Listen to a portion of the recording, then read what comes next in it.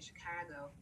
So, when you were given that award, and again, I'm sure that you've been honored several times. What did that mean to you? Because I'll just share with you one of the first times I took my first real estate classes. Well, I took my first real estate classes while I was in college at Northwestern, but after that, I took the preparation for the exam classes at the Chicago Association of Realtors. And in that day, when you would walk in, there's this great, wall of leaders of the Chicago Association of Realtors. And you probably understand, I'm sure people have told you, the impact of seeing all of those Europeans and then your picture. This is clearly before Zeke. Your picture on that wall, I'm sure inspired a lot of people. It certainly inspired me. We all know your name, whether anyone who has a real estate license who's ever run into the Chicago Association of Realtors anywhere, they know your name simply because on that board, it had to be, I don't know, 50, 60, I don't know, Europeans, and then your face there. What did it feel like? I do at some point want to talk about, your tenure there, but talk to me about getting that award. How did that feel in 2017? Clearly 20 something years after you were the lead of that organization. What did it feel like to get that award from Carr? I'm gonna be very candid. Please. It was nice. As my friend Vosky said, after 80 years, I'm getting an award. It was exciting to be there, but I have no problem in saying I earned it. It was truly earned. The well over 40 years of being a member of the Chicago Association, the Illinois Association, and the National Association, and served on each's board, I'd earned it because I'd asked for us to have a seat at the table and be properly represented when we sit at those tables, and not just so awed at sitting there, but bringing something from the community that we come from and we serve. And if you were there for that speech, I tried to bring that out too. I'm very proud of being a realtor, of being a realtist, of being a part of the real estate community. But any of us that get there, we have earned it. I agree. So talk to me again. So you go from the Dearborn. So 1966, you get your license, which is a feat in itself. 1971, you lead the Dearborn Real Estate Group. 1975, you're part of the NAACP. You're just a leader, clearly. You're just a leader across the board. And then in 1989, you decide to become the first, or I'm sure you just didn't decide to become it. But what led you to become the first Black president of the Chicago Association of Realtors? What was the impetus to that? Taking on another challenge while having other challenges, I'm sure. Why take that on? Well, first, let me correct you. I was not the first. Okay. Marion Maynard was the first. Was he? In 1977, 78. Interesting. And I can explain the historical way of him getting to that position. Please. At the time, the Realtor organization had what was known as 5 districts in the city of Chicago. 2 on the southeast side, southwest side, the west side of Chicago, the Loop, and the north side. And so every 5 years, each one of those regions had a selection from their region to become the leadership of getting chained to become the leadership of the Realtor Association. Winston Kennedy of Century 21, Kennedy Ryan Monagle in Hyde Park. I think they're no longer in business. Winston died a while back, but he was then the first vice president of the Southeast. And he stepped out of that position, and Maynard was pushed in. We had to push Maynard into the position. He was very leery, and I'll just be very candid about taking the position. We pushed him in, and he became. But there was no doubt in my mind that when I became a realtor, that I wanted to become president, not only of Chicago, but of the state association as well as the national association. Wow. But I know that I was not, and I knew that then that I was not the selective kind of brothers that was going to become a Illinois. So I ran for the Illinois office in '93 and '94. Mm. Oh, but but we're now able to get Zeke after all these years in that position. Right. But that's what was in my mind, is that we'd get to the top of the hill and not be sitting at the table just being a puppet leader, but a leader that had something to say about the community that we serve and that we come from. Thank you. But yes, I was excited to whatever extent it was. As Mother taught me, though, don't get too excited and don't get too low. Right. Just right. keep moving forward. So I'm going to talk a little bit. I want to go back to Maynard, since you brought him into the conversation here, which I really appreciate. When I think about, again, some of the pioneers that we saw on that sheet, some of the Black real estate brokers of the past. Again, I'm always really concerned about legacy. I really feel like it's important that we always have legacy as a part of what we're doing, and that we continue to consider the legacy and then wealth building, so that stories continue. So our African heritage continues, our culture continues, and people understand and remember his history. Let's talk a little bit about Mr. Maynard. And I see that the sign is out there, I guess, on 83rd Street, but I'm not sure if he has family or what's going on. But talk to me a little bit about Marion Maynard and his history and his legacy as a Chicago real estate professional. Well, Maynard's son, I don't know if he's operating the business at all, and each time I pass, they're not open. Sidney Maynard's his son. Really, I have not much to say about Maynard, only that he became president of the association in, I think it's 77 to 78. But it really just was not a lot to say about it. Not for me to say about him anyway. Got it. Okay, well, good to know. So I see you all on this television program with Vernon Jarrett in 1973, I believe that is. And so talk to me about sort of your ability to I followed Marion as president of the Dearborn Realtors Board. Gotcha. So he's first president of that, and then you came in after him. No, and I'm talking about the Dearborn Realtors Group. The Dearborn, right, the Dearborn. Yeah, he was president, I think, in 72, and then I became in 73, if that's correct. That's good. That's good information. Thank you on giving us some context on that. So you're talking to Vernon Jarrett on a show called Black on Black that was featured in the Defender in this article.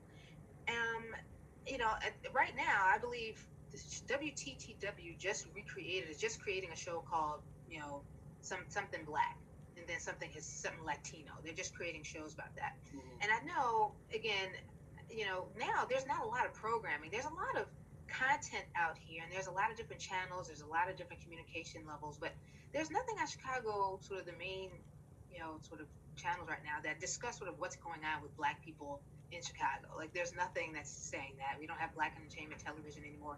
How was Black on Black, that television program with Vernon Jarrett, how important was that for the Black community in that day to talk about things they were doing? Well, Vernon was special. That's number one. Vernon was special to the extent that he not only had his program, but he was one of the leaders, national leaders in the NAACP. He was a part of the founding part of the AXO program at the NAACP, that Development for Youth. I remember that.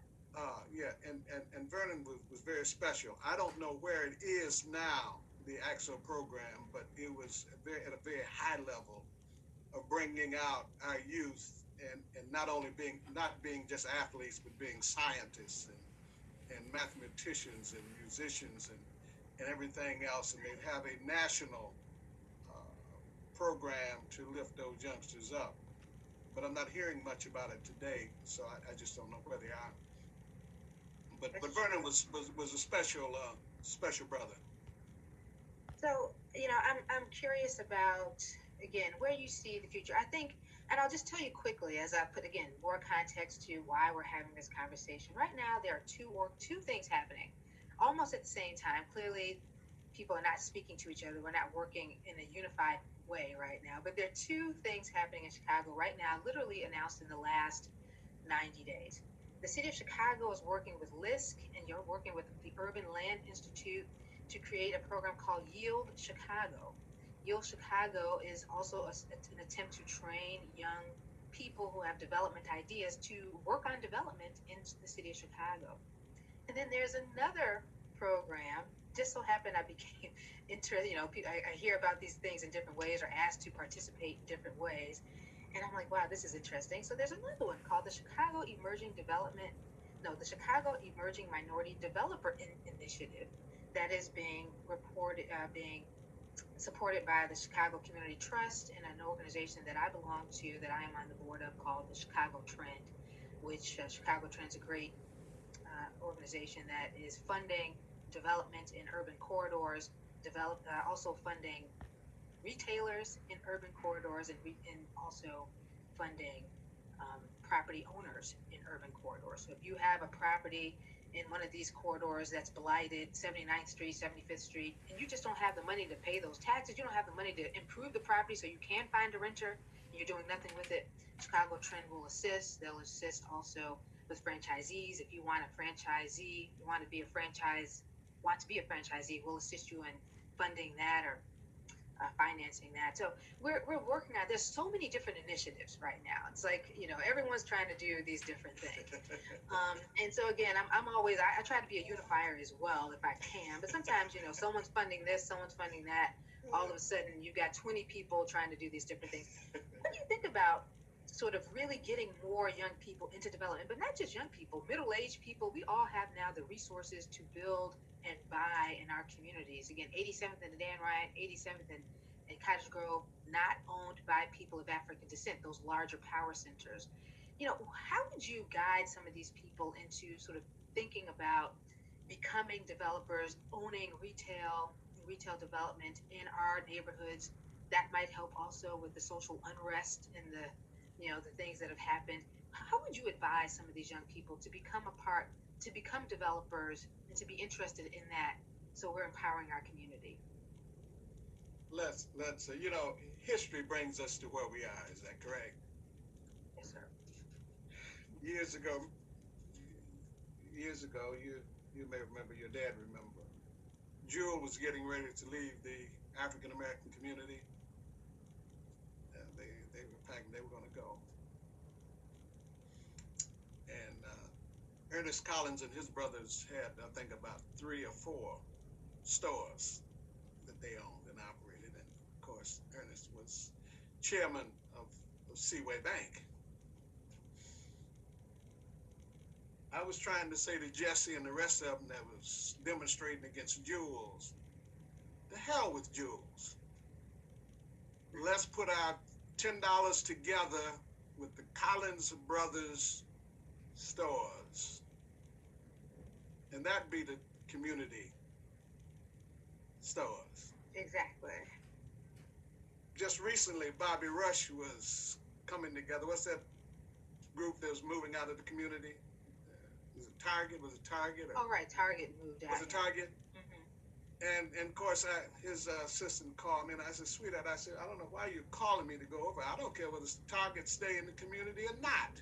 Well, they have jobs." I said, "Well, there's been plenty of our brothers and sisters that have had stores, and Cam Beard, who is owner of Caminate, and I've known him for years. He and Betty were very close. And many others are not operating today because of lack of our support, rather than our continuing to try to maintain and keep them in our community. Well, we need to, and I'll say it again, become out of our mental slavery and understand and that there are leadership, and there's true leadership, and that we put together corporations, organizations, that we can work together and bring the youth necessary with the help, assistance, and guidance of some of the older factors. You see, I don't want to continue to be, I cannot do what I did 40 years ago. I'm not physically, not mentally capable of doing it. But I should not sit and hold the table and stop you from your growth and your development. And I'm so impressed and proud of you. Have we met before? Yes, sir. I have met you several times. You wouldn't remember. Shame on me. I was Shame just on happy me. to be around. Just happy to shake your hand in that day. Well, I am happy that we're having this conversation because you to me have done the work to get where you are, and we're discussing this. And I know that I will be one of your lifter uppers. I'll be working with you because I'm impressed by you. And I'm not saying that for any accolades, but just that I don't find it too quick to be impressed with folks. And as I said earlier, just being interviewed, you carried this between me and the doctor smoothly. You guided us where you wanted us to go, and I'm impressed with that. So that's Well, what I'm thank saying. you so much. I mean, Frank, you are still teaching at the Chicago Association of Realtors. You are still operating your business, which again is all these things really empower the people who see you. You, you've had 50 years of plus of work in this industry, and just your example is important. But you're still working, and you're still able. I mean, you seem very sharp to me, and you seem physically able to me right now. That your work is not done. You still have so much to give, as I can see it, and people need your voice. And we need your encouragement all the time, and it can just be as easy as this conversation. But I think you have. You might think, you're like, you're not physically able. You don't necessarily want to do it, but you are not done. And just the fact that you're still mentoring others is important. And I think I want that mentoring to be on a much larger scale, certainly as it becomes to understanding the history of Chicago real estate and the pitfalls so that no one ever makes any of the mistakes that you might have made or learn some things to do that you have learned over the last 50 years. These things are so important. So I think you have more work to do. What is the future for Frank Williams? You still have lots of life left. So talk to us about how you envision using all that power that you have, because you have a lot of power by knowing as much as you know. Well, as I see just the guidance of the folks who are here with me currently, and they've started the recruiting process, because I stopped recruiting sales agents because I got tired of talking to our folks, and often they come in knowing more than I know, and then they're lazy too, so they don't want to try to do the things that's necessary. You understand? That's getting on the phone, that's passing out the flyers, that's you're doing all the things and learning and going to meetings and negotiating.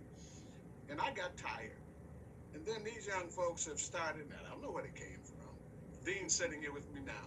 I don't know where Dean came from, but he came along with several others, and they're working to get to the top of this. And that's my goal at this point, is to guide them, to protect them, to teach them. And I know sometimes I can be cantankerous and a darn right, whatever it is they want to say, when I get very sharp with them. But I expect from them no more than I'm prepared to give. And that's getting up each day, and that's really going after it. And then my patience, I don't have the patience for those that is going to come. And, we were trained to jive and bull jive and all that stuff. But to really come and get into learning the craft and making a mark. So my last year, that's what I'm doing now, because, is to get them like you to move forward, to really put us at the top of this here. We're nowhere near the top of this. But as I've said with Sheldon Goods, and and you talk about Gene Matanke, yes, I got a chance to know and meet Gene Matanke and Charles Palmer and many of them, they put their shoes on the same way I put mine on. Exactly. They don't know anymore, but they had the bread. They could go borrow the money. And I'm not talking about thousands, but hundreds of thousands and millions to do their development. And then they had the opportunity to fail and then get money to start all over again. Exactly. That's what I am aspiring to see to it, that these young folks have the, number one, the guts to challenge the system, you understand, and the banks. And that's why I keep mentioning Seaway. And God knows I'll probably have an account over there, whatever they call them. It'll be Seaway forever to me. The credit union. But I had to move my escrow account from there because they're not a national banking institution anymore. Wow. And my first escrow account I opened at our little bank.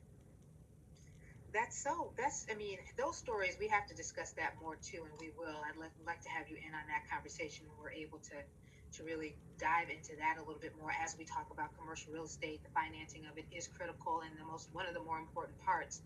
And so we're attempting. We have, and I got to call you a youngster. Young people like yourself and others that have gotten the training, the engineers and architects, and those who know how to work the numbers.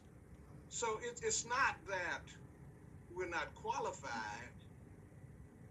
It's that we have not put together the kind of teams to put the pressure on the institutions to see that we get the kind of money we need to do the development.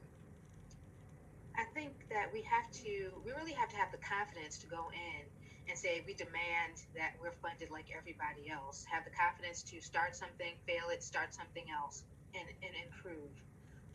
And again, I think they know that the Europeans in the country, in the United States, understand that they have every opportunity to excel and to be pushed forward in this environment. I think, again, it's a mental slavery sort of issue and concern with us as to not to go mental into slavery. You've thrown it out there, and you said it's true. It's true. We have to have that confidence that we can move forward. We can find the millions of dollars that are necessary for us to complete these big deals. And that's what we're going to need. And we have to demand it from everyone else. And I think we can right now. And I think there's a lot of people right now, certainly in the city of Chicago, I've seen others throughout the country who are doing larger deals right now and, demanding that the money be, sort of given to developments that make sense, developments that are going to create value and guide and help young businesses survive. And I'm talking specifically about commercial retail development. Yes. So 50 years, we're going to end with this. You're going to have a phenomenal celebration. What day? Where in 1971? What day in 1971? Was it January of what 1971 that you opened your office? January 2nd. Wow. So January 2nd, 1971, the Frank J. Williams Real Estate Brokerage was birthed. And so you're going to have, I know, a grand celebration that we are going to be happy to help advertise and make sure that the world knows using technological tools of today, social media, and the flyers and everything else. I will do everything I can to help. So tell Dean that I'll do everything I can to help. What are you looking to? How are you going to celebrate this milestone that everyone in the city of Chicago should be recognizing with you, celebrating with you on? We're getting ready, I guess, to put together, because that's not a part of my expertise, but put together a group like yourself to be able to plan out something. I have started to, over these 50 years, and I've had boxes of stuff, and I saw that you've done your research, but I have a lot more stuff and to kind of on either Facebook and other social media, things, to start putting that out, what we have done over and been involved with over the past 50 years, before we hope that at some point this pandemic thing is over with, where we can really put together a coming together, of a nice program. Because I know that in 86, after I was going out as president of the NAACP, our group put together a very nice program at what's that room at the Palmer House, the one that used to be the grand. What is it? Is it Pumpkin Room? Oh, the pump room at the Drake? I forget.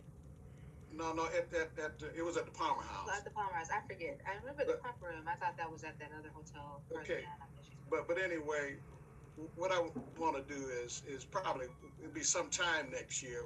Don't know when, but I hope that this we have a some kind of vaccination and things of that nature where we can have a nice party. But we're starting now to put out stuff so that folks will know that we've been here 50 years and 50 years being in business for whomever it is. It's a long time. Is in and of itself, you know, something to be reckoned with, and the fact that we have been involved across the board. And so we all, again, we have to have people more encouraged to create an organization or some kind of operation that is long lasting. And so how we do that is learn and see what you've done. I am going to be so excited to help you create whatever it is you're going to create to celebrate that milestone. I am also, again, with the Black Chicago History Forum with Dr. Reed. We have events all the time. I'm an archivist and a historian, and so as an archivist, sort of protecting your artifacts is critical to guide young people. They need to be able to see that. Sometimes you can't just talk to them. If they can see this, then it's impressive. So I want to look at your archives, and then I want you to think about who you're leaving your archives to. That's also very important. There's certainly organizations in the city of Chicago who should have that and should be exhibiting your careers works all the time, from the Chicago History Museum to, of course, the Vivian Harsh collection at the Chicago Public Library, where many of my good friends are currently working, and they have Tim Black's archives. The DuSable Museum hopefully will be expanding and doing better things to expand their archives. So I want you to think about those. We'll talk about those in the future as well. And so how the world continues to know what Frank J. Williams has done, and you're encouraging people globally, not just in the city of Chicago. So I look forward to that. Thank you so much, Frank, for coming on the Transforming Urban podcast and webcast. We really this has just been a rich conversation. You're wonderful. And so are you.